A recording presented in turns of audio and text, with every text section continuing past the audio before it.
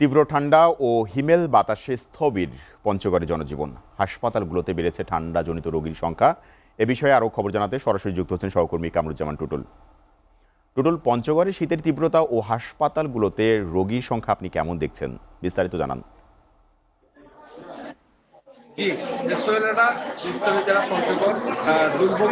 দুর্ভোগের ঋতু নামে পরিচিত।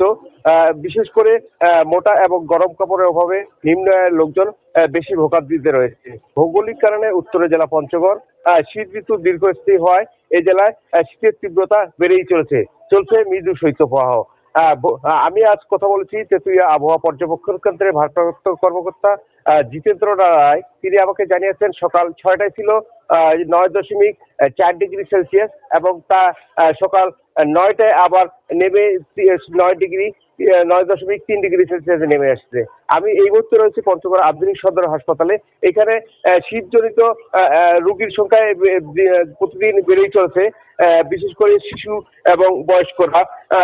আমি কথা বলেছি জেলা স্বাস্থ্য বিভাগের দায়িত্বশীল একজন কর্মকর্তার সাথে। তিনি আমাকে জানিয়েছেন তীব্র ঠান্ডার কারণে পঞ্চগড় সদর আধুনিক হাসপাতাল সহ উপজেলার স্বাস্থ্য কমপ্লেক্সগুলোতে ঠান্ডাজনিত বিভিন্ন রোগে আক্রান্ত রোগীর সংখ্যা বেড়েই চলেছে। পঞ্চগড় আধুনিক সদর হাসপাতালের শিশু বিশেষজ্ঞ ডাক্তার আবু সাহেব আমাকে জানিয়েছেন হাসপাতালে আসা অধিকাংশ রোগী ঠান্ডাজনিত শ্বাসকষ্ট, নিউমোনিয়া, ডায়রিয়া, সর্দি, কাশিতে আক্রান্ত হয়ে চিকিৎসা সেবা নিয়েছেন।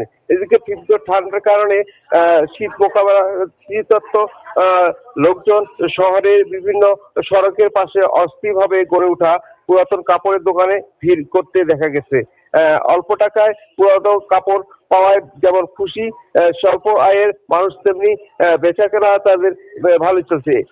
আমি কথা বলেছিলাম পঞ্চগড় জেলা প্রশাসক সাবেদ আলী তিনি আমাকে জানিয়েছেন ৩৩ লক্ষ টাকা এবং ১২,০০০ শীতবস্ত্র বিতরণ করা হয়েছে।